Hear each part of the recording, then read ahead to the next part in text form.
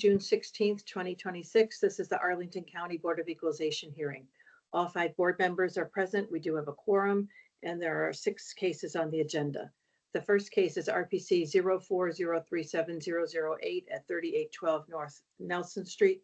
Ms. Ramaya, you can start with your 8 minutes and tell us about your property, please. Thank you, Madam Chair, and thank you, committee members. Good morning. I also have my friend and the realtor, Ashish Sinha, on the call with me. Our appeal is for the house 3812 that I own, that I purchased in October for 2.21 million. And this house has been in the market for more than 700 days. And this is a fair priced market value that the realtor was able to find. And they had a good realtor, good staging, all of it was in place. But as we have explained in our appeal, but which I can go through again, this property is somewhat unique because of the land size and the slope in the property. We also have provided 2 comparisons, which are only arm's length away in the sale and closer to the sale date. And the county's assessment, we also looked at the 3 properties that were presented there, and happy to talk the differences there if needed. But our ask here, Madam Chair, is to get our assessment closer to the fair market value for the property, which is 2.21 million. It's a 1 million off assessment, and that's why we are here asking for this appeal. Ashish, would you like to add anything? Sure. Welcome, everyone. Good to be here. I think, as you all likely saw, the house was marketed since 2022, with the most recent sales attempt occurring in 2025. As far as I can tell, the listing agents had tried to reduce the price 9 separate times in 2025, testing the market at every sales price, coming down from 3 million to where it landed, which was 2.21 million in October. As far as I could find, there was no sales after October that could really warrant a drastic increase in the market value of this property between October and December. And similarly, I think, as you saw, the comps both provided by the county and the comps Kalpana have provided were all occurred beforehand. And so as far as I can tell, just based off the sales price and then based off the Randolph Court comps, it feels like an adjustment is warranted.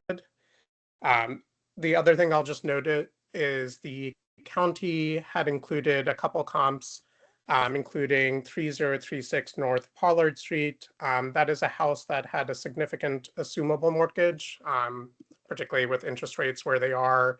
That can materially change the valuation of a property. It also, as you and the county is aware, has a lot that's 150% larger than Nelson. I think part of what seems unique about Nelson is that for a house at this price point, it had very limited usable land. So if you're a family, you don't have a lot of space for kids to play. You don't have a lawn per se that's usable. There are other houses with a similar lot size, but have more usable land than Nelson Street. Pollard Street certainly much larger in terms of its overall acreage. And then similarly, 4055 40th Street, if you just look at the house, it will look substantially different than Nelson Street. Kalpana, this is no ding on your home, but 4055 has more traditional architecture. It looks much more attractive as a home, has much more interior design elements. I believe the builders for Nelson Street built it primarily as a box. So if you look at photos of it, you'll notice it is large, but it is primarily built as a box. I still think it's a wonderful home, Kalpana. Thank you. If I can also add, Mr. Patrick knows this, there is a huge deck that was built in the back, but it's not 1.1 million worth deck. It's couple thousand worth deck for them to make up the slope space a little bit. It's not that much of a difference in mitigation for the land. That's one thing. And I will also add that looking at the appendix that we added, all we are asking is get us closer to the average ratio of sales to assessment. We are very off right now. We are counted at 0.69 sales per assessment, and whereas the average is 0.98. So that is our appeal here. Okay, thank you. Okay, Mr. Pataluna for the county, please. Hi, yeah. Good morning. So the subject property neighborhood changed on average of 3.5% due to the sales. The subject sale was not part of the analysis since it was a late sale. Interior and exterior inspections were conducted with Andrew King, in which updates were made to the record. The quality of IV minus to the subject can be confirmed due to the size and age of the subject being a 2023 build with 6,000 finished square feet. The subject property has a larger kitchen, an elevator, basic fixtures and materials in the build with no higher quality molding, flooring, fixtures, or ceilings. Changes to the subject have been made due to incorrect data that was noted during the inspection. These changes can be seen on page 3. The subject property had been on and off the market since 2022 with the original asking price of 3.5. The department reviewed the appellant's concerns for the land value. Subject's property was sold in 2021 for $1,075,000 as a land sale, and after 5 years has a land value now of $918,500. Subject property has a 870 square foot wood patio on it and a flag stone patio located on the property. After reviewing of the subject's land, the department determined no adjustment is needed for land. Department comps listed on page 5 show inferior size and quality properties that sold within the analysis period. Comp 1 on page 5 sold for 2.2 and is a lower quality. The property is almost half the size compared to the subject property. Comp 2 and 3 on page 5 are smaller homes than the subject with a slightly higher quality that sold for 2.8 and 3 million. Based on the comps the department has submitted, the department believes that the subject's 2026 updated assessment value is considered fair and equitable. Thank you. Okay, thank you. Questions from board members? None? No. No? Okay, Mr. Pataluna, if you have any final comments in a minute to wrap up? Yeah. So again, looking at the size and quality of the comparables that the department has provided and what they sold for compared to the subject property data, it is recommended that the 2026 assessment be confirmed at the revised value of $3,189,300 based on the inspection changes made to the property. This amount could be confirmed as fair and equitable based on the sales analysis and the review that was done for the area. Thank you. Okay, thank you. And Ms. Ramaya, if you take a minute to wrap up, please. We think that the fair market value is the value that was tested by the market for almost 700 days. And that is the value of this house, and that's what our appeal is about. And when Mr. Patrick visited the house too, we still don't have the accessories needed that we are putting into place. So it's a basic house. I agree, it's a huge house, but it has been built as basic, and that's why it didn't sell for the price that they priced it for. So all we're asking is the market was tested, and this was the sale price. Ashish? Yeah, I would say that if the property had a value over 3 million, it would have substantially sold higher than 2.21. And then I would just note that there a shared comp between the county and what Kalpana put forward was Randolph, which was substantially lower in terms of a sales price. And that was an agreed upon comp between both sides. Okay. All right, thank you. It's just among the board now. Where are folks? Mr. Mendez. Yeah, the property was on the market for quite some time, and we've blown past what it's assessed for today. It was offered to the market. I mean, I can't even tell you how long below what it's assessed for today. So, and I understand it was a later sale, but it wasn't too late. And so I would be in favor of going with the sales price. I don't see why we would assess it higher just because it was available for so long. Mm-hmm. Okay. Mr. Yates?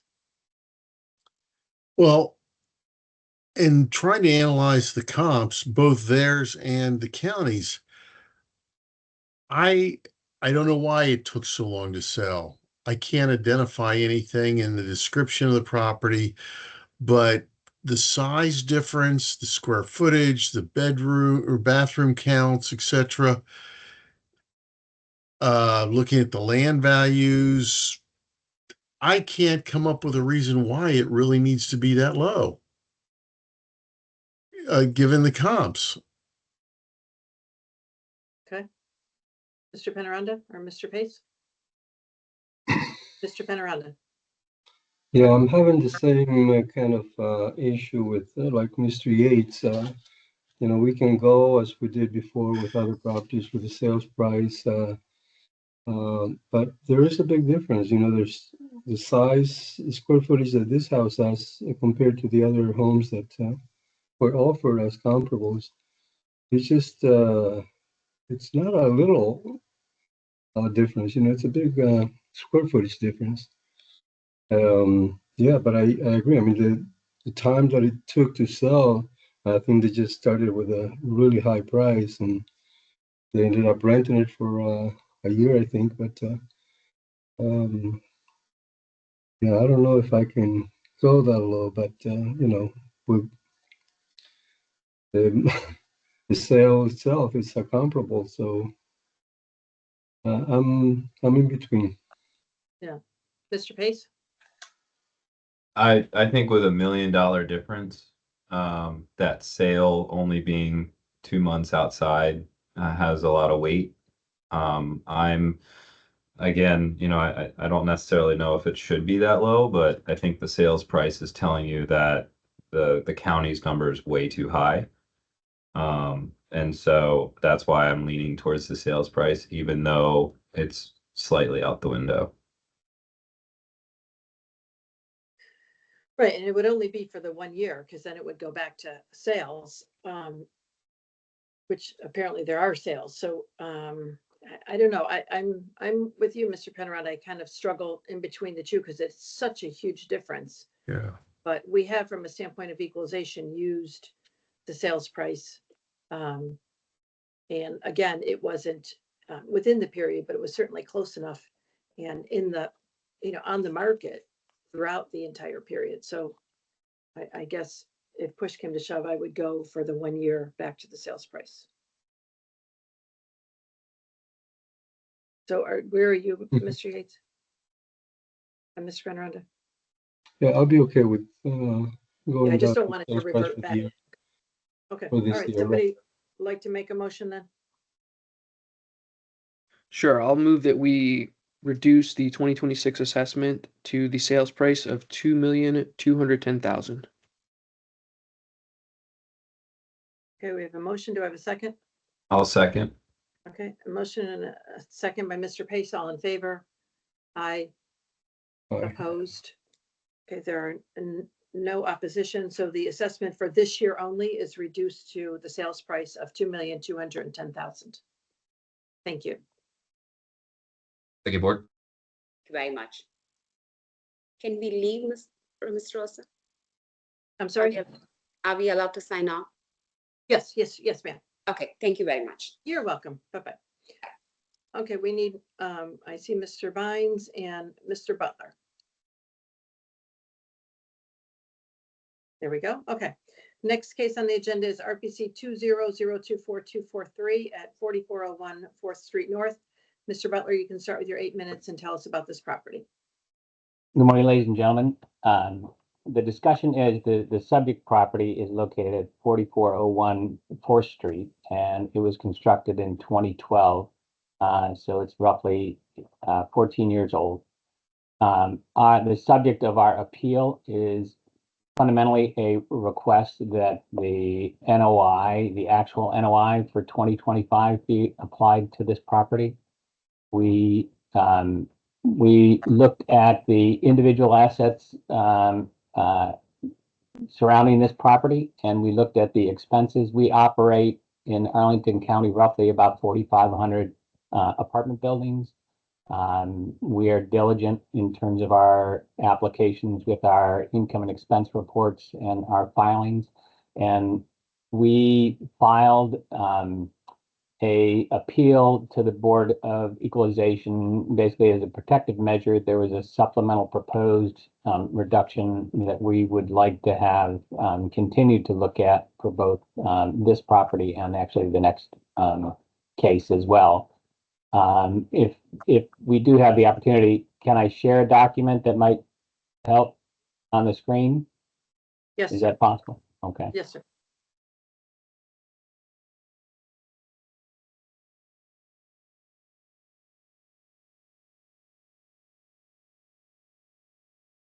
So the summary here is basically a summary of possible income, the EGI, expenses, and NOI. Cap rate is fundamentally the same that we've looked at. And our basic underlying question is that, you know, the fundamental NOI for the actuals was $5,761,000, which is $304,000 less than the proposed NOI. So there's a 5.3% difference.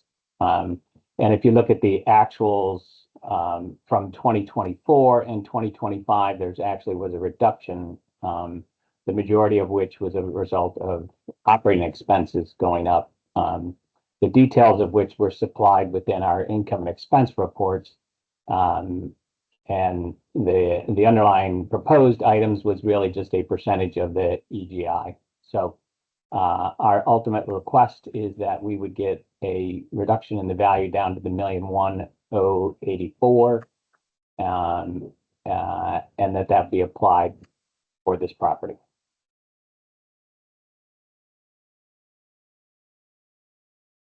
Is that it? That's it.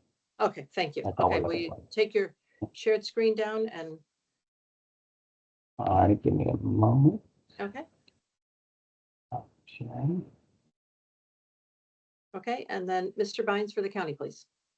Yes, good morning, board. Good morning, Mr. Butler. Yes, as you stated, this property here is a 270-unit mid-rise apartment building. I did an inspection at the property on March 4th, 2026.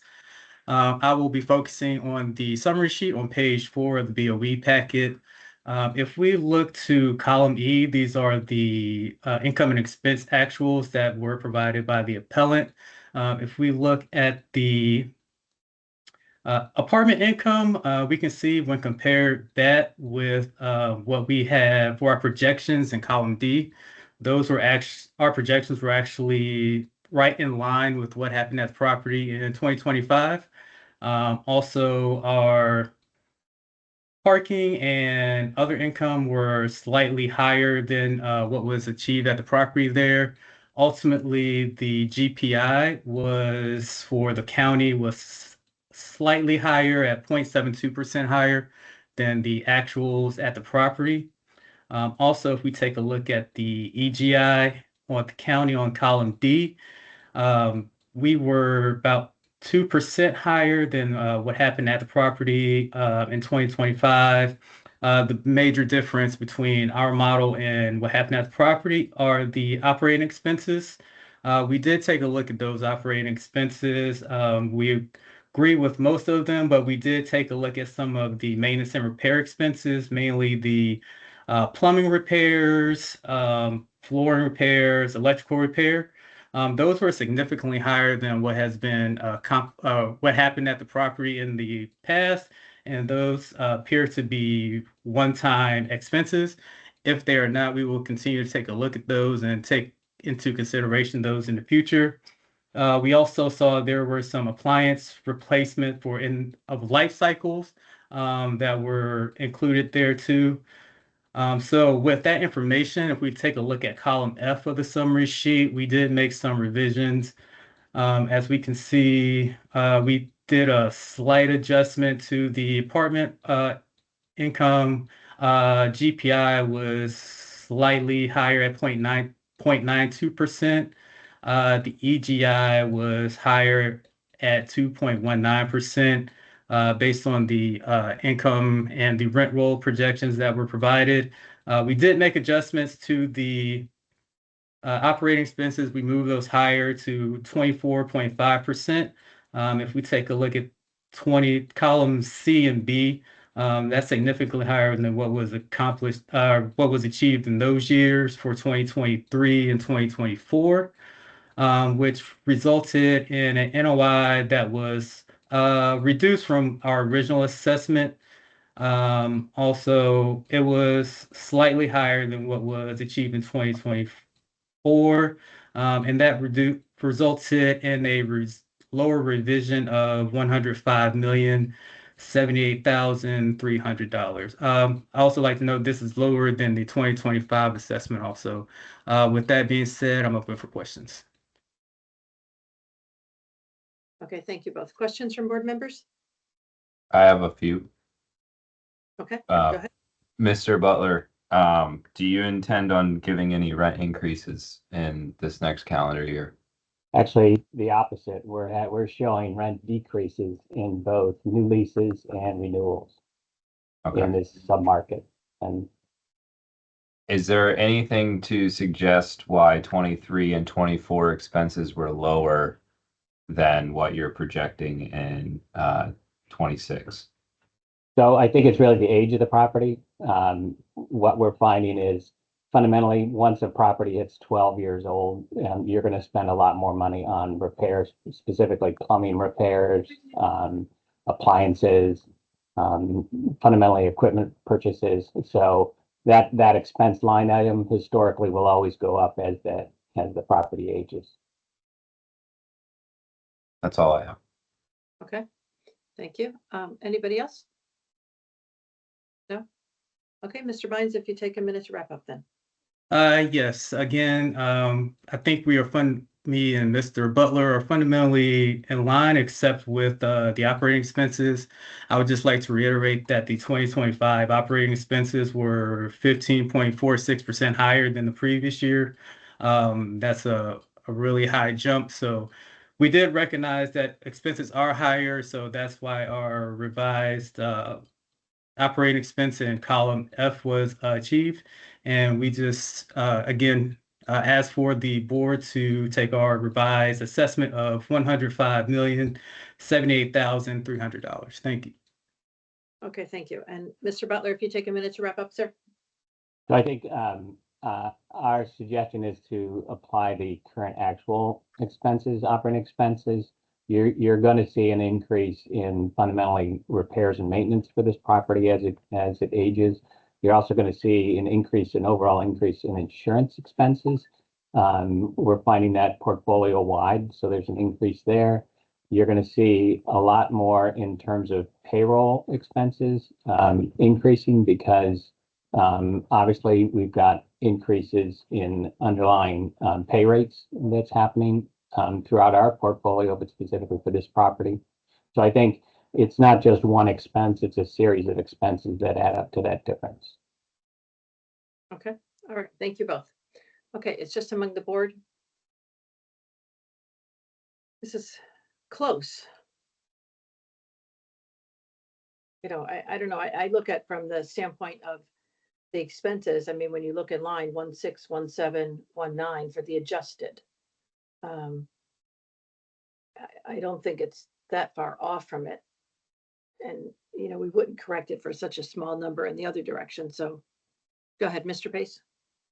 So when I was looking at the pro forma that they provided, I found a way to get to the middle between the two. I think that the county, their income line is fair. I do, however, think that there needs to be a little bit of adjustment to the expense side to go more in line with what Mr. Butler chose. And so by doing that, I get a net operating income that's between the two.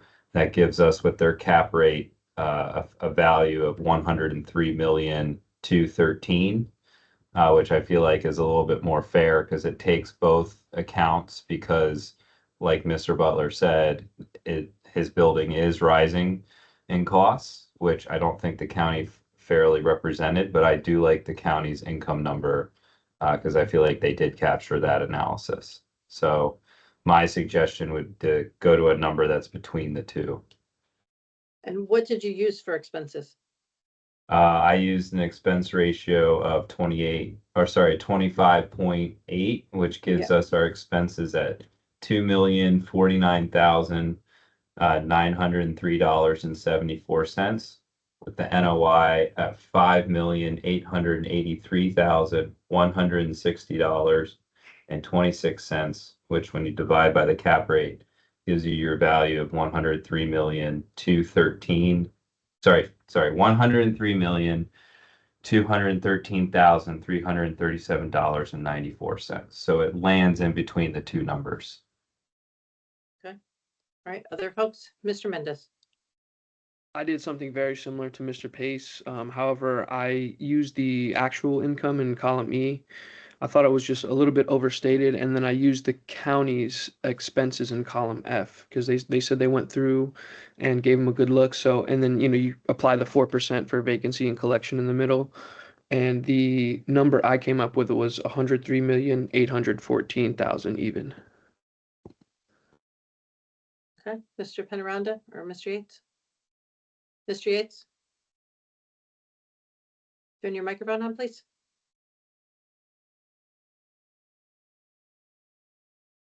I went parallel with Mr. Pace. I do think the income is reasonable. I think the adjustment is at the expense level. I only put a 1% increase in as opposed to, but I could go exactly with what he has. I think that's where the adjustment is, and it's picking a number. Okay, all right, Mr. Penaranda? Well, it seems like the consensus is to make some adjustment.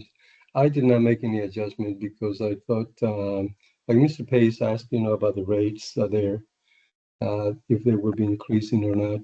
I think the county's number as far as the apartment income is very good, and it is lower than what the rates that they're asking. Looking at their website, I know the rates that they're asking for 1 bedroom and 2 bedrooms are a little bit higher than what the county used.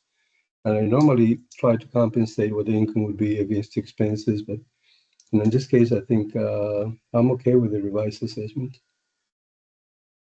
Yeah, I'm with you. I mean, my only problem with Mr. Silas's number, the expenses at 2,049,000 is higher than what they're asking for, higher than what they achieved last year. So I would lean more with Mr. Penaranda and leave it alone. I just think it's too close, but I believe the three of you, if you have a consensus, you can do it if you can agree on which model you're going to do. Johnny, where are you willing to? Yeah, I'm happy to go with Mr. Pace's number and reasoning. Okay, all right, Mr. Pace? So do I have to do the whole all or all three numbers, or just the value? Just the value, but you have to round it to the nearest 100. Nearest 100. Okay. Yeah. So based on that, I move to change the county's assessment to 103,213,300. Right, nearest 100. Mm-hmm. Perfect. Okay. Yep. Okay. We have a motion. Do I have a second? Second. A motion and a second by Mr. Mendez. All in favor? And opposed. So the vote is 3-2, and that's without myself and Mr. Penaranda. The assessment is reduced to 103,203,300 based on increasing the expenses to $2,049,903. Thank you. Okay, and same folks here for the next case. The next case is RPC 200242446 at 4319 North Pershing Drive. Mr. Butler, you can start with your 8 minutes and tell us about this property. Morning again. So this property is located at 4319 North Pershing Drive, 130 units. It was built in 2009, so it's roughly about 17 years old. It's gone through a renovation several years ago. it's in a it's consistent within the same submarket as the prior property that we discussed. And I can share a summary screen. And our application for our request for revision is fundamentally the same. The same request is basically that we would use actual income and expenses. There was a proposed reduction, which is reflected here in the first column, but we didn't get the backup related to those details. But I think it's fundamentally going to be the same question of, I think we were similar in terms of the income, and we saw no growth from 2024 to 2025 relatively in effective gross income. And we had an increase in expenses, similar expenses for the cost for plumbing repairs, electrical, insurance, payroll. All of those basically added up to a substantial increase above what was offered within the original underwriting. So our request is that we would stipulate to the cap rate at the 5.9 based on the age of the property, but would request that the actual NOI be used. Okay, thank you. Mr. Bynes for the county, please. Yes, ma'am. Yes, so we did do an inspection on this property, again, same day as the last property, March 24th, 2026. Again, we'll like for the board to look at page 4, the summary page in the BOE packet. Again, we would compare the 2025 operating year in column E to the original assessment in column D. Again, we can see for our apartment income, we were almost in line with what happened at the property. Our parking and other income was higher than what was actually achieved, and the GPI was 1.96% higher than what was achieved at the property. There was a little bit higher vacancy collection at 5.89%. We did see some concessions that were higher than the previous 2 years there at the property, which led to the property actually, as Mr. Butler stated, actually pretty much being the same as 2024. Again, for the expenses that we saw, almost identical to what was for the last case, the plumbing, appliance replacements, flooring repair, electrical repair were significantly higher than what had been achieved in the past. They appear to be one-time expenses, but if this continue to be continuous, we will definitely take that consideration when we review it in the future. Also, if we take a look at column F, we did revise the assessment here for apartment rents for the GPI, parking, other income. We were very conservative. We had a slight 1.1% increase. When combine that with our vacancy model, EGI came out to a 3.12%. We did raise the expenses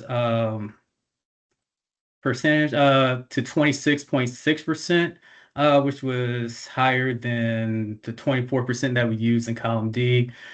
We can also see that percentage is higher than what they achieved in 2023 and 2024.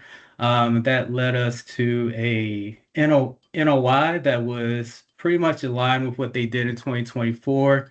Our cap rate for the year was 5.8 for a property that was built in 2009. That's in our commercial guidelines. So with that, we came up with a revised value of $51,529,500. So with that, I'm open for questions. Okay, thank you. Questions from board members? No? Okay, Mr. Bynes, any final comments? Yes, again, as the last case, I believe Mr. Butler and I are almost a consensus with the income. I believe the biggest difference is in the expenses. Just doing a review of the history of the property, there were just some expenses that were a lot higher than what was originally achieved. Again, if we see those continuously go up in the future, we'll definitely make those adjustments. With that being said, we just ask that the board adopt our revised value of $51,529,500. Okay, thank you. And Mr. Butler, if you take a minute to wrap up, please. I think, as was stipulated, I think we're somewhat in agreement on, and unfortunately on the smaller increase in the income for the year over 2024. Our expectations are that level of rent will probably sustain itself throughout 2026. On the expense side, I think what you're seeing in 2025 as our actuals will be a going forward number. Fundamentally, you're going to see underlying costs for the various plumbing parts, electrical products are substantially higher. Appliances are much more expensive. Any petroleum-based products are a little more expensive. So throughout our portfolio, we're seeing an increase in expenses. And obviously, we would do all we could to reduce any of those items. We would ask then that the board take into consideration our actual NOI for 2025. Which at a cap rate at 5.9 would result in the $47,043,000. Okay, thank you both. Okay, it's just among the board.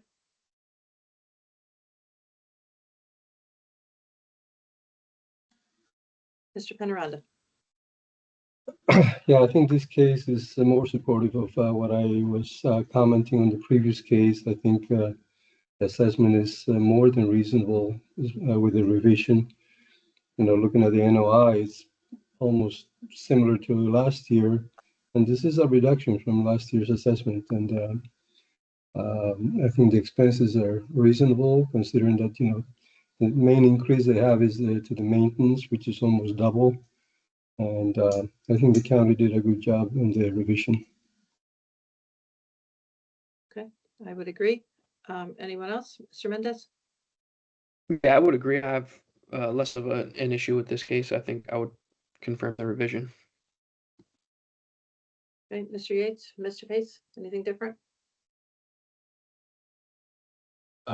Yeah, so similar to the last case, I found a middle ground in between the two, which I took again, I thought the county did a fair job on the income side. I took the applicant's expense, which would be a little bit higher at 28.81%, which falls a little bit more in line with the average. But again, it gets us an NOI at $2,898,918. With the 5.8% cap rate, it gets us our value at $49,981,300. So again, it falls in between the two. But I will say, between the two cases, I think the county did much better on this one with the expense side. So. All right, Mr. Yates, where are you? Well, I was kind of looking at the trends, and the EGI was what was throwing me a little bit. The expenses and comparing what the changes were annually. I honestly, it's equaling out. I'm fine with the number with the county. Okay. All right, then I will move to accept the county's revised number of $51,529,500. Do I have a second? I'll second that. This will be a reduction because they haven't revised it yet. County revised, yep, It reduction. is. Okay, motion and a second by Mr. Penaranda. All in favor? Aye. Opposed? Okay, it's 4-1 without Mr. Pace. The county's revised number of $51,529,500 has been confirmed. Thank you both. All right, thank you. Very much. And next we need Mr. Chikas. So on the next case, RPC 35001029 at 1460 Richmond Highway, Mr. Warren emailed this morning that he would like to withdraw that. No, yeah, no, it was that we're gonna keep it going. I'm sorry if that was unclear. That was certainly unclear. Okay. All right, well, and let's bring that one up. Okay, so RPC 35001029 at 1460 Ritchie Highway. Mr. Warren, you can start with your 8 minutes and tell us about the property. Okay, thank you. Yes, if you all have the county's board response memo, I'm going to start on page, I believe it's labeled 28 of 56, which is our summary of facts. This is the former Americana Hotel. It's now a vacant land parcel. It's located at 1460 Richmond Highway. It's comprised of one tax RPC. It's currently assessed at $50,076,100 or $825 a square foot of dirt. The value that we're requesting today is 5.1 million, which is the value prior to the 4.1 entitlements that were approved in 2023. This lot has sat vacant and undeveloped since the time of the 4.1 approval. And still to date, there are no plans to commence construction on the site. And there were no plans to commence construction as of the 1/1/2026 date evaluation. The property total lot size is 60,691 square feet. The 4.1 approval that was approved in, I believe, April of 23 was for a total of 639 multifamily units and 3,885 square feet of retail. It's located in the National Landing submarket. The 4.1 approval, prior to that, it was based off of the county's commercial land guidelines in 2023, which was at $84 a square foot of dirt, which is the 5.1 million. Now, following that approval in 23 and starting in 2024, the assessment was revised or reassessed at 55,207,500, which is based on the county's 4.1 approved land guidelines, which at that time was 639 units at 86,000 a unit, and retail square footage approved of 3,885 square feet at $65 a square foot. Now, the current assessment is slightly below that at 50,075,100, and that's just based off of the county's revised density land use rates. So that 639 units is at now 78,000 per unit, and retail is, instead of $65 a square foot, is being assessed at $60 a square foot. Now, in addition to that significantly higher tax burden following the entitlement approval in 23, the owner agreed to almost 19 million in proffers for the approved entitlements and have already spent 13 million plus to date to make it shovel ready for construction. However, due to the rising development costs, the owner has not been able to secure financing to date. That's still true to this day. And again, there are currently no plans to break ground or construction as of the valuation date of 1/1/2026, or currently, again, until capital partners can be secured, and when that is, the owner cannot say. Regarding the development costs, we've been in significant talks with the county over the last couple of years regarding increasing development costs. And since 2019, multifamily apartment rents have increased by 15%. However, over that same time period, construction costs have far outpaced rents, and they've increased by 40+% over that same time period. Current costs to develop new apartments can approach, the high 500, close to 600,000 a unit, while existing fully leased apartments are currently selling for 350 to 500,000 a unit. And we're showing kind of a graph of that on page 30 of 56.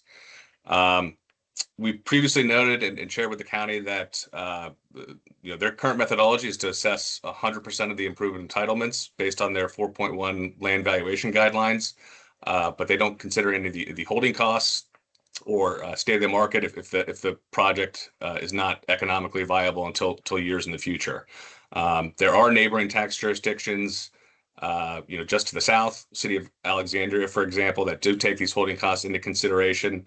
The appellant owns a number of similar vacant land parcels with similar entitlements that are in the city of Alexandria. A taxing jurisdiction just to the south in the Potomac Yard area, if you travel down Route 1. These parcels have what is called DSUP approval, which is a term for development of special use permit. Very similar to a 4.1 entitlement in the county. And these parcels are currently assessed at a similar base rate of $95 a square foot for the gross building area that's been approved, which would be like $94 a square foot currently for the county. And however, that they are taking a discount rate, a discount of roughly 37% of the total assessment, to recognize that these properties, for whatever reason, cannot be built on today, given the state of the market, and they're currently being assessed at $60 a square foot. So, and $60 a square foot for the approved density. Now, if you look at those parcels, and it's Land Bay F in the Potomac Yard area, there's 6 of these parcels. They range on a assessment of $100 a square foot to $270 a square foot. Again, the subject property is currently assessed at $825 a square foot, with no plans for redevelopment anytime in the near future. Just to conclude, or I should throw out, also there's also been sales. I know we've been in talks with the county about this one. A similar sale owned by this same owner in the county at 2100 Crystal Drive, roughly a 60,000 square foot lot of similar size. That was approved for an adaptive reuse to convert the existing structure, but that property was purchased for a total of $8 million. Again, in comparison to the subject property, which is currently being assessed at $50 million a square foot as a vacant land property. So just to, again, conclude, we would ask the county to revert the assessment back to 2023 when it was being assessed at a per square foot of dirt at $84 a square foot prior to the entitlement, which is in line with the county's guidelines for commercial land. Again, the county is not the owner of the property was not able to break ground as of the 1/1/26 valuation date. There is not financing or capital in place to begin development as of the valuation date or today. And we ask the county to give consideration to that fact, again, as of the 1/1/26 valuation date. Thank you. Okay, thank you. Mr. Chikas for the county, please. Yes, ma'am. Good morning, board members. Good morning, Mr. Warren. So again, fairly well surmised by Mr. Warren as regards to the subject property we're speaking about. Just to be clear, the county, other than garden apartments, doesn't value at a per square foot rate for our apartments. And so when the appellants are asking for this property to be revalued at the 2023 land rates, keep in mind in 2023, this was a operating hotel.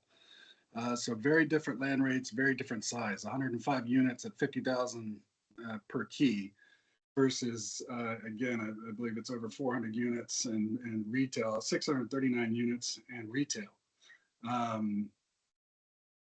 Vastly different property, vastly different commercial market value. We believe our $78,000 per unit is in fact verifiable as far as market value. We've been consistent with that. We've in fact dropped it from 86,000 a couple of years ago to reflect some of the more recent land development sales we've had in the county. But going back to hotel land from 3+ years ago is a bridge too far. In regards to the issues with development, this of course is a very savvy commercial property owner. We noted that they did ask for an extension of this approval that now puts them out through 2029. But we also noted they didn't ask for an amendment. They didn't try to change the size of the project, make it more feasible economically, etc. And we'd note that they just recently brought about some 1,200 units or so amongst 2 towers of 2 towers each. So in other words, 4 apartments were brought online by the appellant within half a mile or so of this proposed development. So they've had a good amount of success as far as multifamily. In fact, they made it their mission to move away from office uses and hotel uses to focus on multifamily. And we believe Arlington obviously is a good market for that. And it seems like they agree with all the projects that they're asking for. In regards to holding costs, we did in fact reach out to our counterparts in Alexandria and did confirm in fact that they do make adjustments. Now there's again a bit of a difference in the amount of properties they have and assess as opposed to ours. In fact, it sounds like we have 100% more commercial properties than they do. They're able to essentially pencil in adjustments for these individual properties. And I don't want to misspeak, and Mr. Warren can correct me if I'm wrong, but I believe he was using an average when he says they take, 60% off, because as I understand it from talking with my counterpart, they do these individually. The way they do that is they're making presumptions based on the size of the project of how many years it may take to fill out, and then apply discount rates, et cetera. But these are all, of course, very subjective features. It's how long will this take? Well, who knows? With our experience, given that these site plans have a 3-year expiration date, we don't have a metric whereby we can determine, okay, well, this many site plan operators commence within 18 months. This many take 44 months. This many take such and such. To that note, we have at least 6 properties under crane right now. Various stages of site plan, but then there are various stages of construction now. Again, we noted that the appellant completed 4 properties within the last 2 years. So in summation, while we appreciate the idea of there being an adjustment made by a sister agency, as of June 18th, June 16th, there's no way we can make an adjustment now for this one property without bringing all the other site plans who have not applied for this or asked for this consideration out of equity. It is something we've talked about with leadership in the office. It's not something we're going to promise that we're going to bring online for the 2027 reassessment, but it is something we'll take into consideration. And I have not been able to confirm it at 100%, but we did reach out to our counterparts in Fairfax, and as we understand it, they do not. There is a very, very rare a special exception made for a site plan adjustment, but other than that, they do not have a standard deduction for lease-up costs, et cetera. Our construction costs, holding costs, et cetera.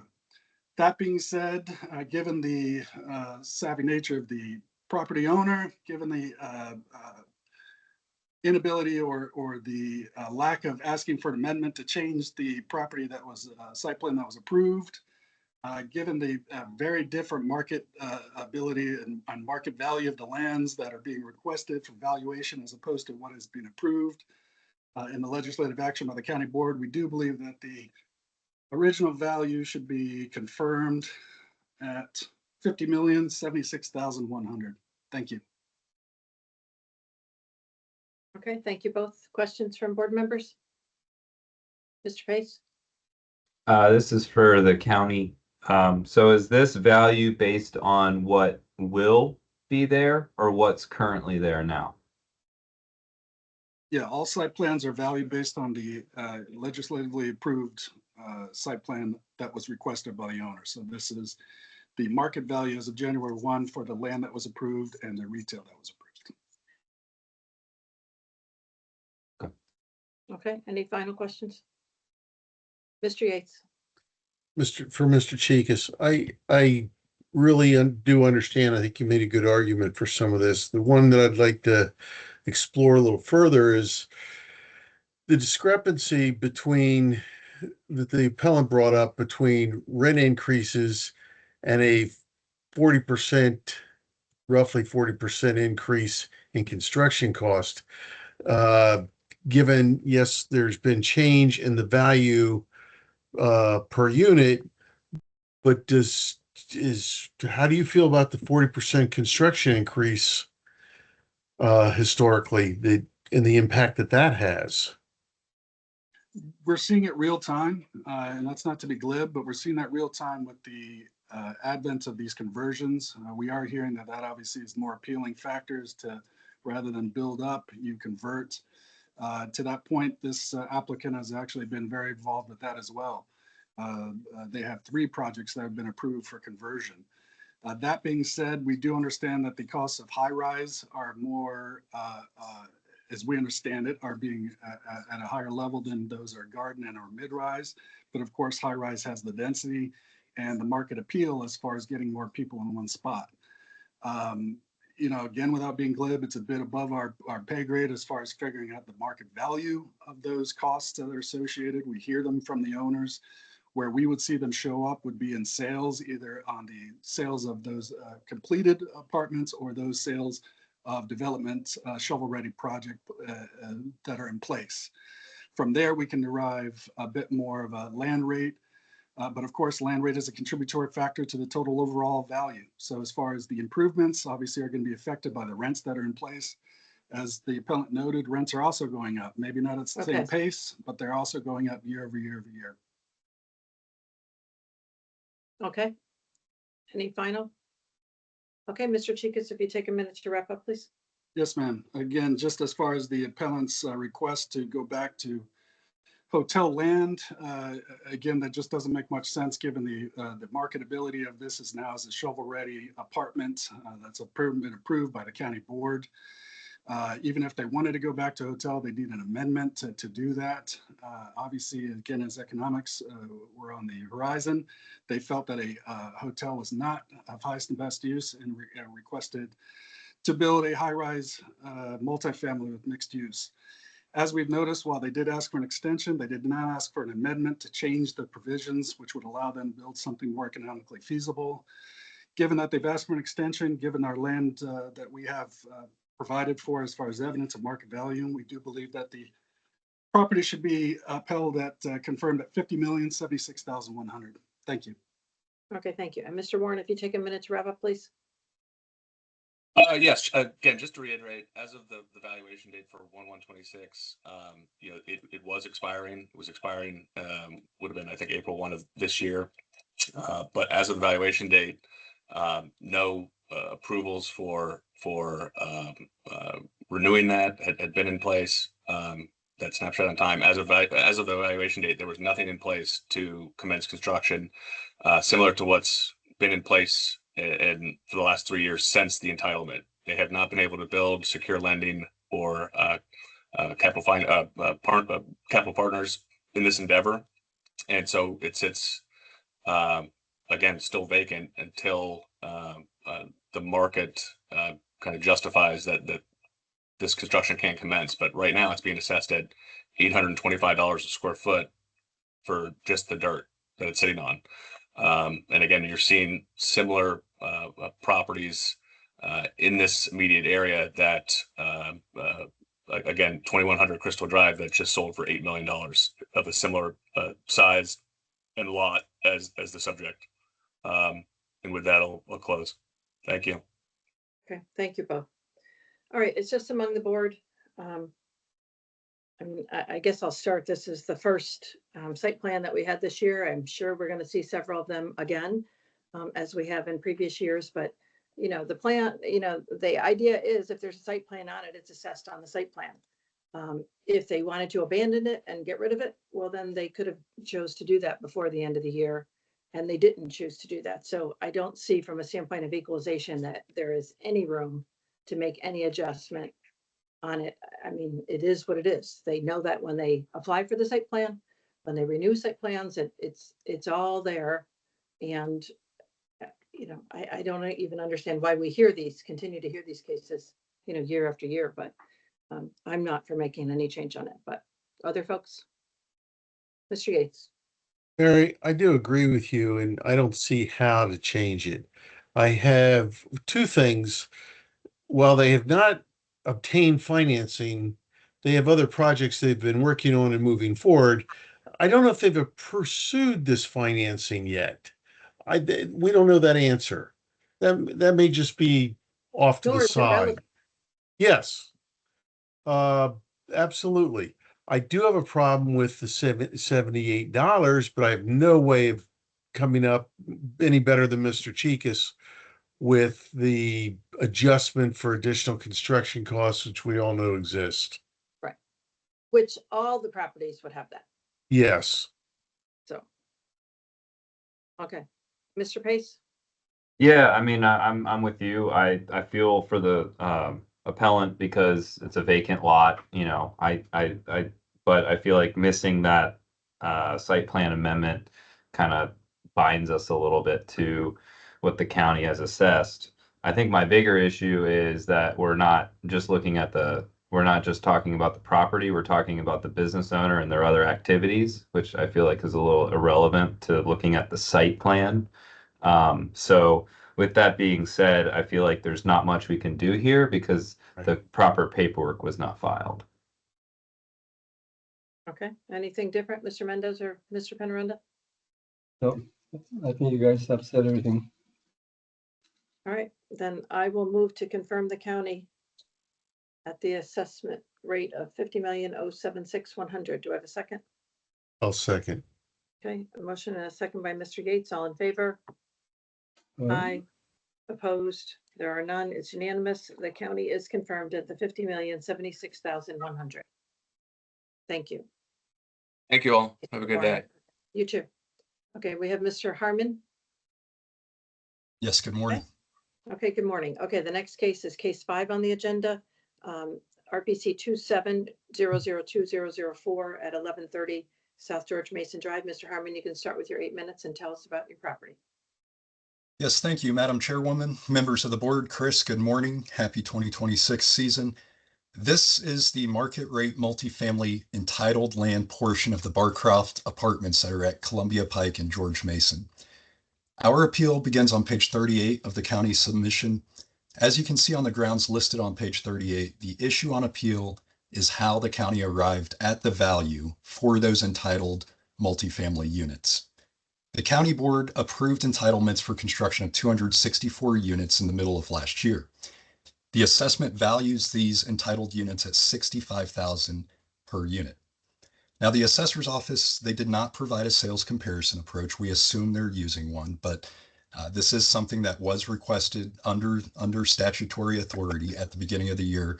To date, we have not been provided with a sales comparison approach that was used to derive this $65,000 per unit rate that the county has applied. Now, we did provide a sales comparison analysis on the appeal. This is on page 40 of that board submission. On page 40, you can see the 3 sales that we've included as reflective of comparable sales, and then we've made an adjustment to account for differences between those comparable properties and the subject property. So the first sale is at Ballston Macy's. Now this property did sell in the past few years. It sold for $55,500 per entitled unit. That accounts for the significant retail portion at that property being accounted for. That property has about 40,000 square feet of entitled retail. Allegedly, it's pre-leased to a national grocer. That adds significant value to that site plan that is not present at the subject property, so you do need to account for that. We made that adjustment. That property is also at the heart of Ballston. It's a block away from the metro station. Still, the sale price in October of 24 was $55,000 per unit. That compares again with the subject property that is not metro accessible. It's not in the heart of the RB corridor. It's being assessed at $65,000 per unit. Now, adjusting that Ballston Macy's comp for metro proximity, we use 10%, elected to use 10% to account for metro proximity differences. You see that the sale comp applied to the subject property would be $50,000 per unit. Now, that $50,000 per unit is only adjusting for the metro proximity. That doesn't account for differences between market demand for entitled multifamily site plans in 2024 and 2026. Over that time frame, supply increased significantly. Cost of financing ground up developments continued to increase. Cost of construction for this type of build continued to increase.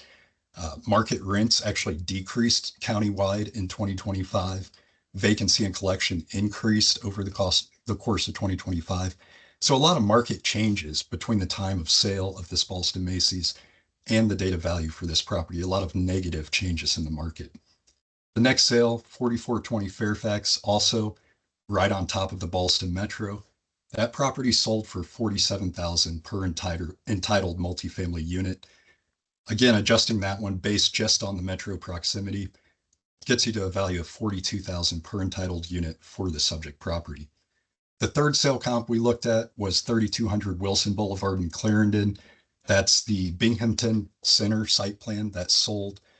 The board is familiar with that. We presented that sale to the board last year in detail, provided the PSA and all the details regarding that sale. That property sold for $24,000 per entitled unit when adjusted for the metro proximity and the hotel entitlements at that property.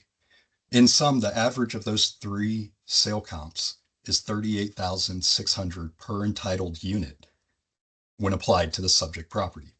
This is the value that we request the board reduce the assessment to. Now, getting back to the county's assessed value, the county again did not provide the statutorily required sales comparison approach that was used to arrive at this assessed value when we requested it at the beginning of the year. So by law, the county has to provide how the assessment was arrived at. Here, all we received was basically it's 65,000 a unit. Where did 65,000 a unit come from? We don't know. Nothing's been provided. Now, why is that important? It's important because Virginia law requires assessments to be in accordance with generally accepted appraisal practice. When you go to generally accepted appraisal practice, as we've included on page 32 of the board book, this is from the USPAP, sales comparison approaches require that sales be adjusted to reflect differences between the comparables used and the subject property to get to an appropriate value. This is basic. This is appraisal practice 101.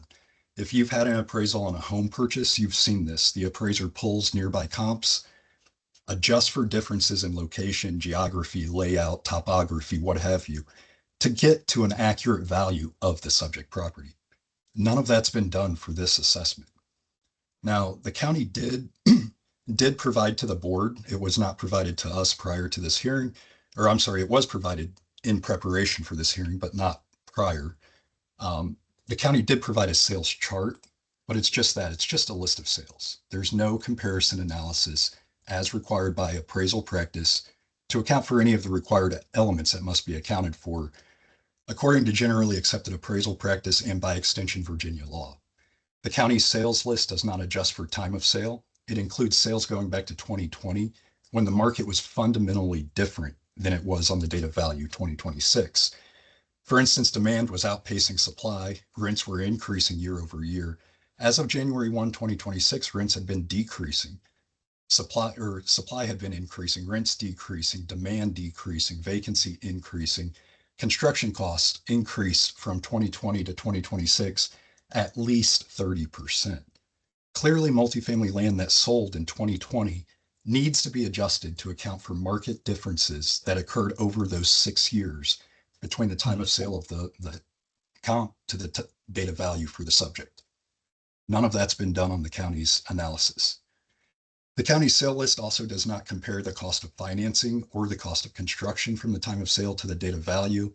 For instance, interest rates were near zero in 2020 versus nearly 4% as of the date of value. Construction costs for this steel frame construction, again, has increased by at least 30% over the past 6 years. So in sum, the county's chart on page 17 of the appeal is just that. It's just a list of sales. There's no adjustments made to account for differences between the comps and the subject property. It's also worth noting that the county includes a sale that closed on December 29th of last year. We heard the county testify today that they don't include that in their analysis. So I'm a little interested if this sales chart was actually used to derive the January 1 assessment for this property, or if it was just put together for purposes of the board hearing. If that's the case, we don't even have a sales chart that was presumptively used to arrive at the county's value. The county's first sale listed there also has a note saying the buyer didn't value it as multifamily land. They valued it as retail, existing retail. That's not really a comparable. The Ballston Macy's that the county included there doesn't include the full density of that site plan. So just lots of issues there. Happy to talk through them if the board has any questions about that sales list. Thank you. Okay, thank you. Mr. Cheekas for the county, please. Yes, ma'am. So just first and foremost, in regards to not providing the sales list, I personally actually reached out to Mr. Harmon on February 9th and supplied him with the commercial guidebook for the 2026 assessment year. Inside the commercial guidebook on page 36 is the apartment land sales study.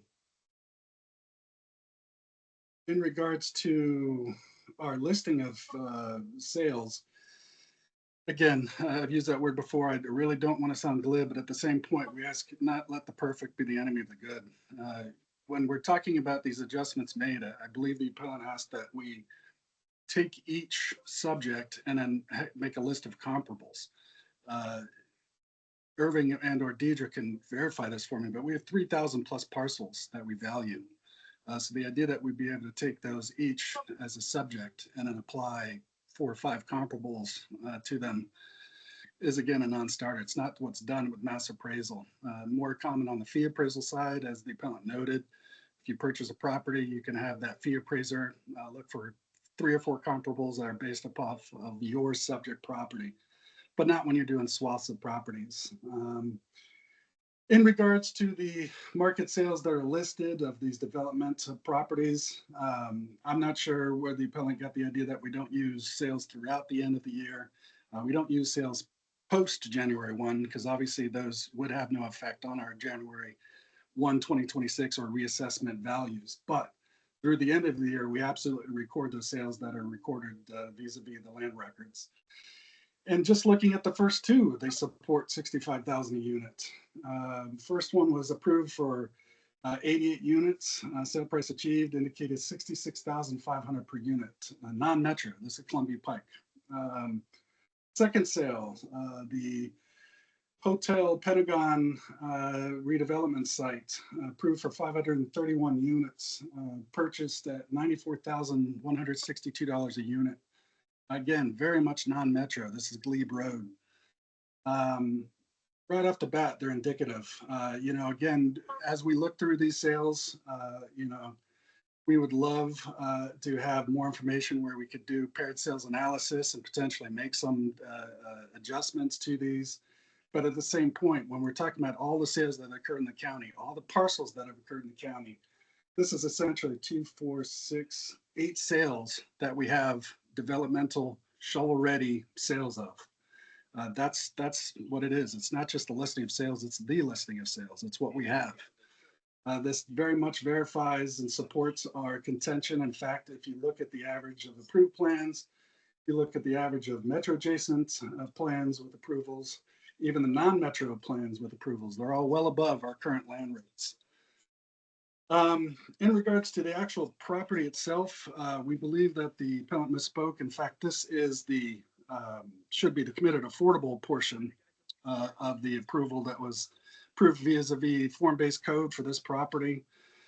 In regards to the verifying of desirability for 100% committed affordable, the appellants noted themselves Gilliam Place. That's a 6-story, 173 units, 100% committed affordable. They're at 98% occupancy. Barcroft Apartments, of which this unit was derived so that they could build more committed affordable. 1,335 units. Now it's a garden, but they're 100% committed affordable. They're at 99% occupancy. Unity Homes was also brought up by the appellants. It's 8 stories, 144 units, 100% committed affordable. They're at 99% occupancy.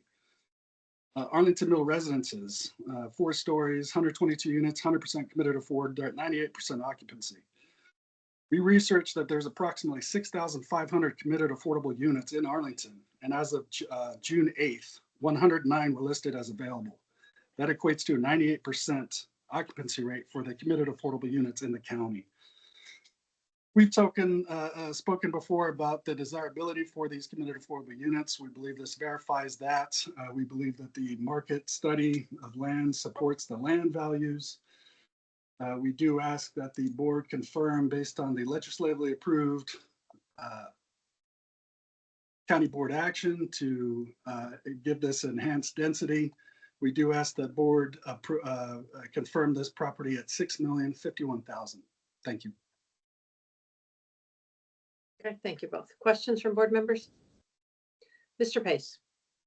So this might be towards the appellant. So the appellant's estimate of value is $149,794,750. The county is recommending $6 million. Is this a typo, or are you trying to include just more than the affordable housing? So that claim value is for the existing property as well, which is 1,300 units in addition to the land density. The land density is going to be realistically at $0, but to be conservative, we're asking for a value of the 38,000 per unit.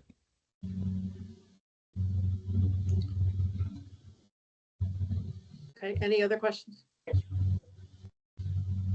Mr. Penaranda? Yes, Mr. Harmon, but the application for the appeal, it's only on this parcel, which is and in your summary, you're giving no value to this specific parcel. So the application for the appeal is not for the whole project. You just appeal this particular parcel. So Mr. Conrad, I do see that. I believe there was kind of a combination of the entire ownership's interest in the Barcroft Apartments. So that's why our application does include that pro forma on page 38. That's for the existing 1,300 units. Then on page 40 is the written appeal for the additional density.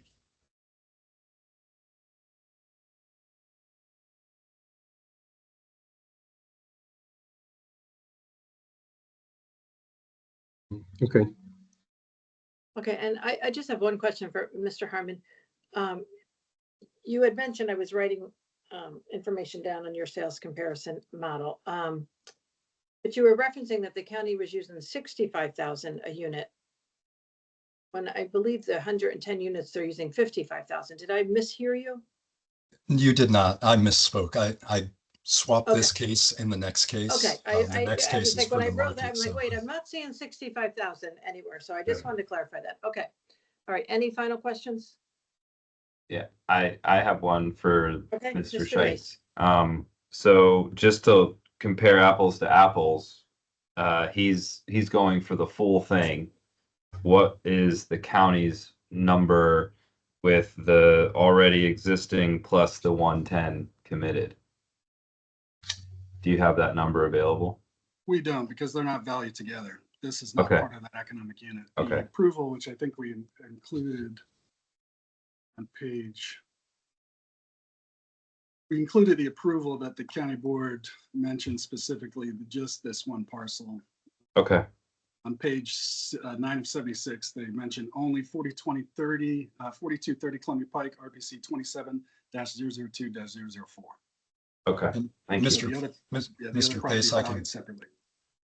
I can clarify if you'd like. At the 38,600 claimed value per entitled unit times the 110 entitled units, our claim value for this specific parcel would be 4.25 million. Good. That's the number I'm looking for. Thank you.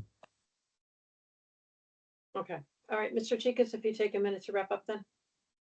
Yes, ma'am. So based upon the market land study that we provided to the appellants and owners, based upon the extreme desirability of committed affordable housing, based upon the enhanced density that was approved by legislative action of the county board, we do believe this property should be upheld and confirmed at $6,051,000. Thank you. Okay, thank you. And Mr. Harmon, if you take a minute to wrap up, please.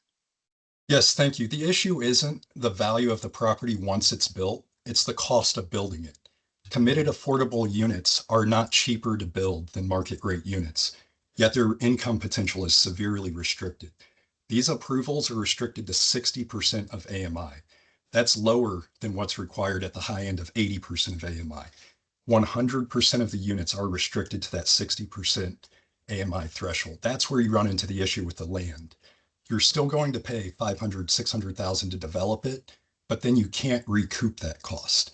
The county knows this, and the county practiced it with the Crystal House entitled land density right down the road from this property.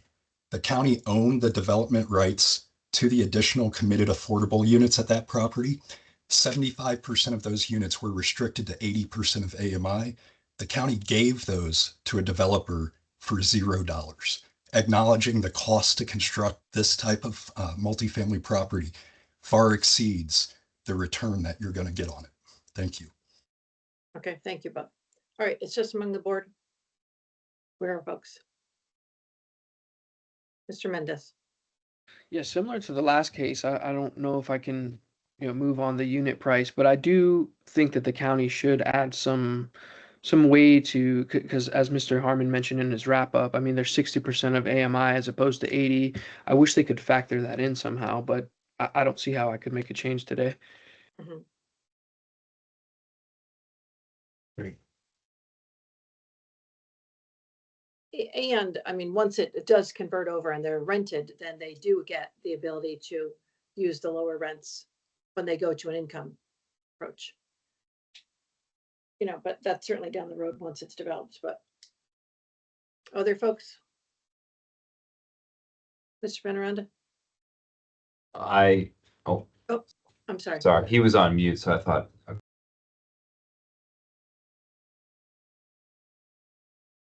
Go ahead, Mr. Pace. I'll go after you. Okay, go ahead, Mr. Pace. No, I was a little confused at first trying to hammer down the number, but once he said the 4.25 million, I'm in line with what he had said because I'm very sympathetic to the idea that costs are rising, but yet your income is locked. So I believe that this is a strong case based on the committed affordable section. And so that's how I would proceed is with their 4.25 million number. Yeah, my problem with that would be that it's out of equalization with the other properties that are being assessed this way. I mean, it's a decrease. Almost 1.2 million over the previous year. It's using 55,000 without getting too far into the weeds, but one of the comps that the appellant brought up, that Boston Macy's, that's at 55,000 a unit. So the other one had hotels factored in, to lower the cost and whatnot of the overall assessment, as well as, the metro and whatnot. So I don't know. I don't see where we have any room to go based on equalization with the other properties. Mr. Yates? Yeah, I agree with Mr. Pace in the fact that with the construction costs and things, the problem I would have is more where along the lines you're coming, Mary, is where the appellant got to the 38 per unit. That just is not. I'm not comfortable with just making that change. Yeah. But I do agree that there's a cost difference, but I can't tell you what that is. Right, and I think, again, I feel like I keep saying the same thing. It's the same process for other committed affordables that have site plan approvals.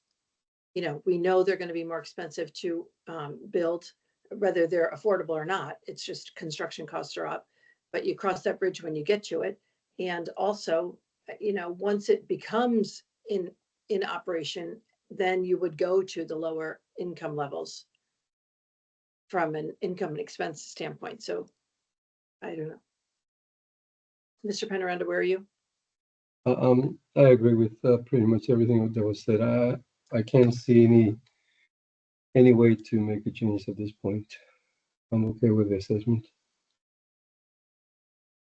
Okay. All right, then I'm going to move to confirm the assessment at the 6,051,000. Do I have a second? Second. Mr. Mendez. Okay, Mr. Mendez, a second. All in favor? Aye. Opposed? Okay, it is 4-1 without Mr. Pace. The county's assessment of the 6,051,000 for 2026 has been confirmed. Thank you. Okay, same folks. The last case is RPC 270011 1003A, an economic unit located at 1130 South George Mason Drive. Mr. Harmon, you can start with your 8 minutes on this. Yes, thank you. And this will build on the last case. So when you're doing a sales comparison approach, you do need to make adjustments. And if I understand it correctly from the county, they have 3,000 multifamily land development parcels to value. That is a lot. That's a big undertaking. But how many of these are economic units? How many actual site plans are they valuing? It's going to be far fewer than 3,000. Now, here's what you can do with mass appraisal. Here's what's actually required in mass appraisal according to the appraisal literature, is you take those sale comps and you make adjustments for the things you can control across the market. Time of sale, cost of construction. Those are things that will be applicable to all site plans. You won't have to go in on an individualized basis, which, by the way, that is our job here at the board hearing, is to look at the individual property and not the mass appraisal. Now, as far as go off on a tangent, as far as looking at equalization, the law is clear. Equalization is not a safe harbor to assessments that are in excess of fair market value. So looking at these sale comps that the county has provided on page 17 of the board submission, again, no adjustments for time of sale, market conditions at time of sale, cost of construction have been made. Starting from the bottom of that first block and working up, you can see the sale back in November of 2020. That's easy enough to adjust for 6 years of change in the market. Make adjustments to that, you'll see that the cost has come down. Make adjustments to each one of these sales just for a market-wide approach. That's appraisal practice. That is something that the county can do. That is, less than 10 sales here that they can apply adjustments to. Just simply throwing your hands up and saying, that's too much, we can't do it. That's not fair to the taxpayer. That results in assessments that are in excess of fair market value and are in violation of the Constitution of Virginia. Now, looking at these sales again on page 17, if you go to the right-hand side of the very first sale listed, you'll see the county's note testifying that the owner stated, so that's the buyer who purchased this property on December 29th, owner stated desire to lease up building, stating if we're going to redevelop it, it's going to be further down the road, indicating FBC approval was no impact on the purchase price. What does that tell us about this first sale that the county used to value this property? It tells you it was not purchased as a redevelopment site. That sale price was not reflective of the entitlements at that property, yet the county disregarded that and applies it to the entitlements and says, yes, it was. Actually, here's the value per entitled unit, $66,477. The buyer told them, no, it's not. I didn't consider that. That had no value to my purchase price. Now, the next sale on the county's list on page 17, this Comfort Inn and Hotel Pentagon site, it fails to mention that there's, I think, about 40 townhome approvals on this site as well. Makes no correction to account for that. This is something that can be done not on 3,000 RPCs across the county, but on this one sale. The county can account for those 39 townhome entitlements on this property to get to an actual per unit value of entitled multifamily land. Going down the list, those 3 Macy's sales, the first one listed is a combination, it looks like, of the next 2. This sale included an additional 200 units of development density that the buyer transferred from a site on Columbia Pike to that Ballston Macy's. Making no account for that completely misses the mark. Just saying, we're going to ignore the owner having this additional 200 units of development density in their back pocket. We're just going to apply that sale price to what was on these parcels. That ignores the fact that that owner paid more for that site because they could develop those additional 200 units. So this analysis, it's not an issue of applying it to 3,000 multifamily land RPCs as the county makes it out. That is burdensome, but you can do these small steps. You can look at these first 3 sales. First one, okay, not sold as land value, sold as retail. Probably shouldn't include it. Second one has 39 townhome lots on it.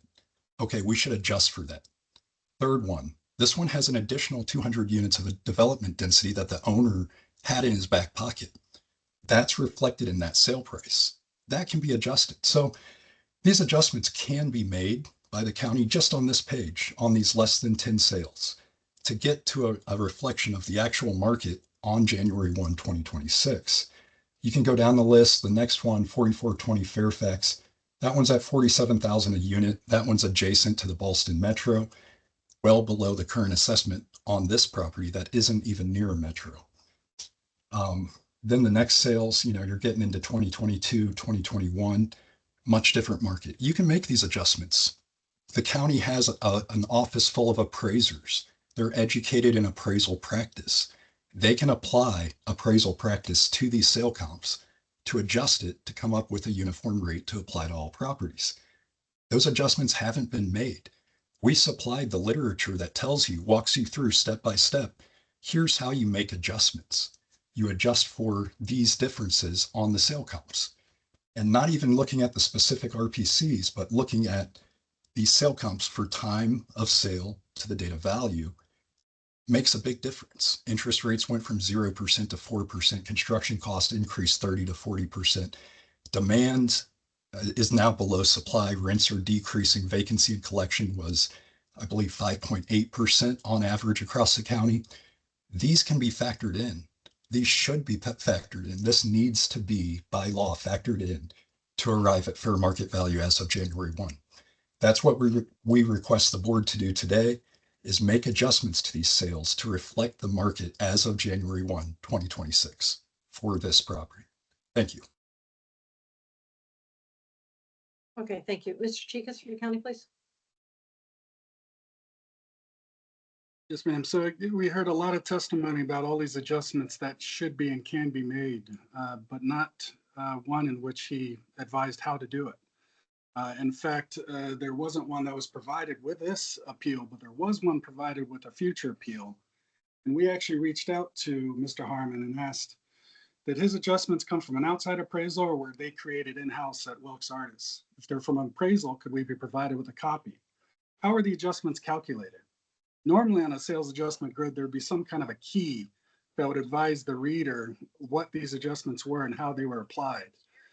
They can be lump sum, they can be percentage adjustments, etc. But they got to be based off of, as Mr. Harmon notes, appraisal practice. So again, the idea that this could just be done because he wants it to be is not quite how that works.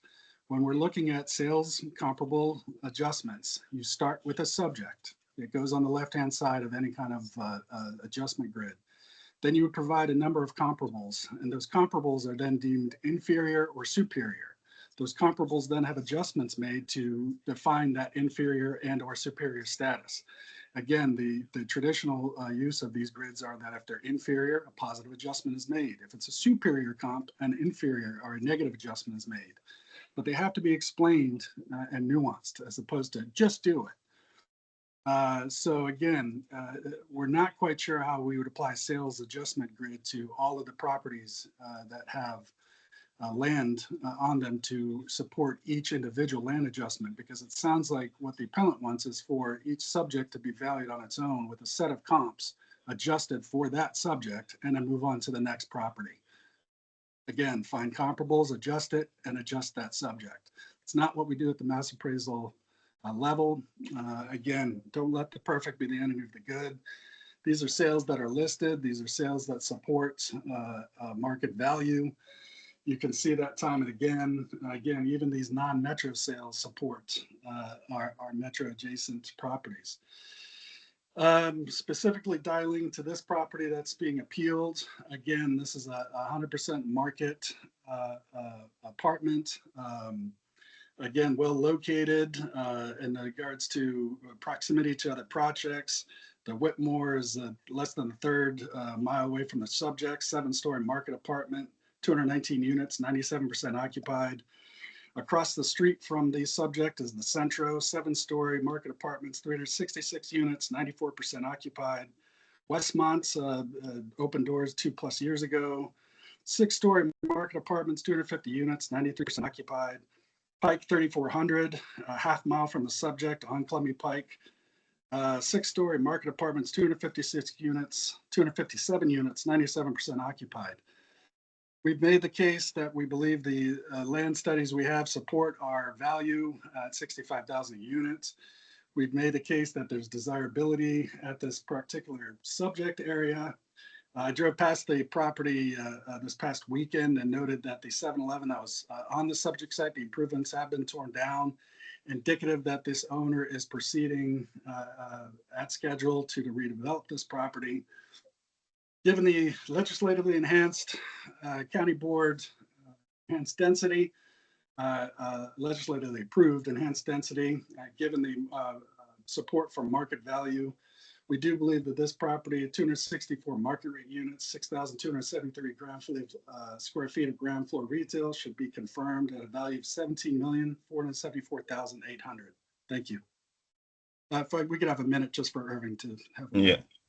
Good morning, board. I just want to jump in and say that another thing that we want to point out is that as we do our analysis of the land sales each year, we do take in consideration the changes in values. As Chris pointed out, a few years ago, our metro land rate was $86,000 per unit for apartments.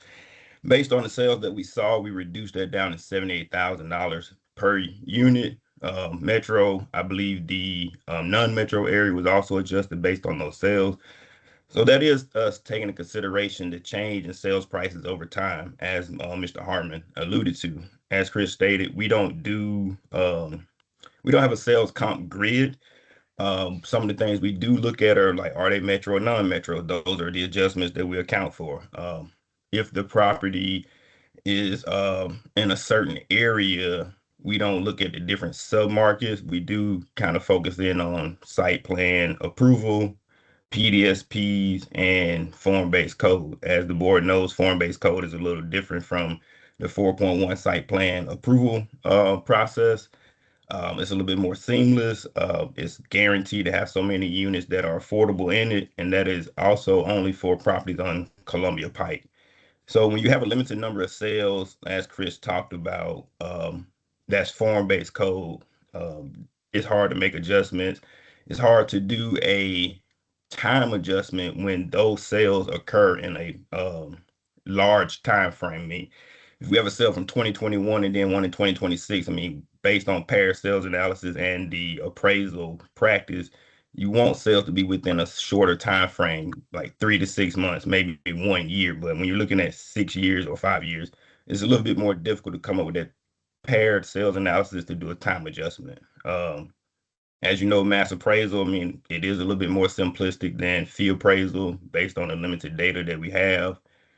And so that's why you're not going to see specific adjustments that says we apply a certain percentage for this location.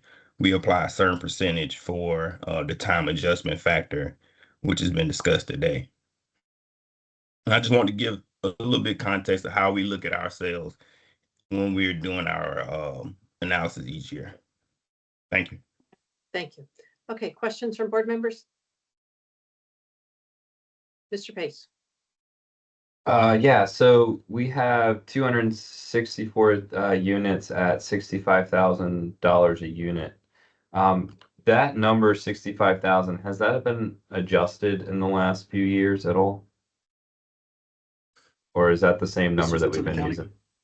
What's that? To the county? Yes, sir. Yeah, exactly. The same time that the previous rates were, metro rates were dropped from 86 to 78, those non-metros were dropped at the same time. Okay. Okay, Mr. Mendes, I thought I saw your hand. Go ahead, sir. Yeah, for Mr. Harmon, can you walk us through how you reach that value of $10,505,000? Yes, of course. So that is on page 40 of the appeal. We did provide our sales comparison analysis, making adjustments to sales. You can see we looked at on bullet point 2 on page 40, 3 sales.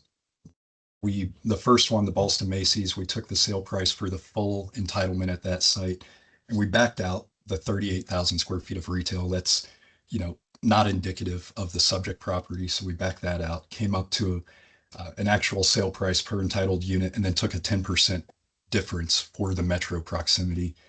The next sale, similar, 4420 Fairfax, also next to the Ballston Metro, took that sale price of $47,000 per entitled multifamily unit, again, made a 10% deduction for metro proximity.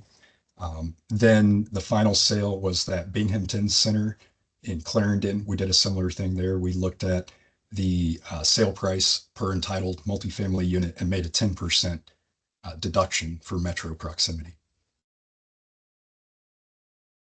Mr. Mendez, go ahead. Yeah, so you're using 38,600 per unit, is that right? That's correct, yes. Okay, thank you. Okay, any other questions? Okay, Mr. Chicas, if you take a minute to wrap up then.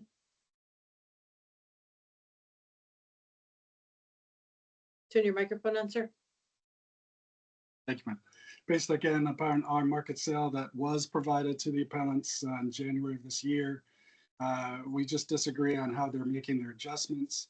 You can see again, just using the bullet points that the appellants just mentioned, the Bellston Macy sale does not include another sale that took place some 6 months later, 9 months later, but was also needed to control the site to bring this development to fruition.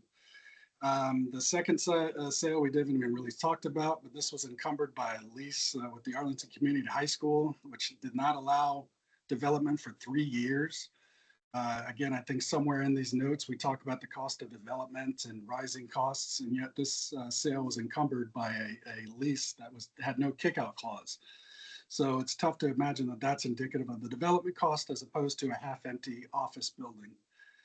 And C, he's using a sale that has not yet been recorded, not yet been verified by us in regards to it happened in January of this year. So that's something we've taken into account for 2027 assessment based on the market land rates in effect and the legislatively approved. Okay, thank you, Mr. Chicas. Okay, Mr. Harmon, if you take a minute to wrap up then. Yes, thank you. So again, the issue is using sales that are too old. 2020 sales are too old to reflect the market as of January 1, 2026. Now, what I just did was I looked at the second sale that the county's listed, this Comfort Inn and Hotel Pentagon site. That site has 37 entitled townhome lots on it. I looked up some townhome assessments in the neighborhood. The county has a land value of $750,000 per townhome on that. What I then did was I took that 37 entitled multifamily units times the county's, 37 townhome units times the county's townhome land rate for the neighborhood of $750,000. Back that out from that sale price. That takes the sale price down to $22,435,000 for the remaining multifamily density. Divide that by the entitled multifamily units of 531 units. You're looking at a value of $42,000 per unit. On this sale that closed in December of last year, sale number 2 on the county's chart, the only adjustment is backing out those townhome lots, which of course shouldn't factor into the multifamily lot value. Thank you. Okay, thank you. Okay, it's just among the board or folks. Mr. Mendez? Yeah, I agree that using sales from 2020 and even 2022 it was just a different market then. But I also don't really understand how we're at 38,000 per unit for this and it's not committed affordable like the last one. That's the same number roughly that they used on the last case.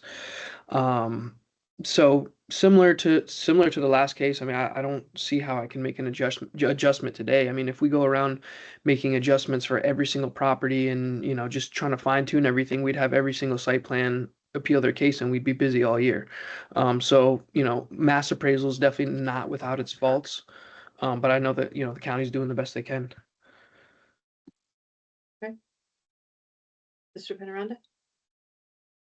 No, I second exactly what Mr. Mendez said. I think I can't see how we can set aside all the other cases and everything else just to make one adjustment here. I'm okay with the assessment the way it is. Okay, Mr. Pace? Yeah, I think you know, I'm sympathetic to the appellant here, but I feel like because this is market rate, I don't think there's as much of a discount to the construction costs. I'm fine with what the work the county has done on this situation. I agree. Anything different, Mr. Yates? No. Okay. It's fine. Does somebody want to make a motion? Okay, Sure. I'll move that we confirm the county's 2026 assessment at 17,474,800. okay, do I have a second? I'll second that. Okay, motion and a second by Mr. Penaranda. All in favor, say aye. Aye. Aye. Opposed, there are none. The county is confirmed at 17,474,800. Thank you both. Thank you all. Thank you. Okay, that completes the agenda for today. I do have one item, though. Tomorrow, Mr. Colucci has asked to reschedule case number 2 and case number 3. Those are RPC 35005025 on South Hayes Street and 35005029 on 850 Army Navy Drive due to his wife having surgery. Just because it's within the 10 days, we need a motion. So I'm gonna make the motion to accept that and have them rescheduled. Do I have a second? Okay, Mr. Pace is a second. All in favor of allowing them to reschedule? Aye, and opposed or none. So Rosa, that is unanimous. Those can go ahead and be rescheduled. And then just in case, I think everybody knows the 4th case on the agenda, RPC 1703300A, 1301 North Pierce and 1251 North Pierce has withdrawn also from tomorrow's agenda. So they'll just be the 3 cases, just to let you all know. Can you clarify the Colucci? What was, you said that was 2 and 4? No, 2 and 3. So it's 2 and 3, BOE okay. case number 125 and 124. Okay. Those And will then be rescheduled. Yep. and then 44 and then 4 was canceled, right? Mhm. Okay. Just so you don't spend time reading them. I've already done. Well, you'll be all set for when they reschedule Mr. Colucci's. So anyway, okay. Anybody else have anything else? Okay. Nope. Then we will stand adjourned here at 10:46 a.m. Reconvene tomorrow morning in person for the board members, Wednesday, June 17th at 9 a.m. Thanks, everybody. Take care. Thank Take you. care. Thank you.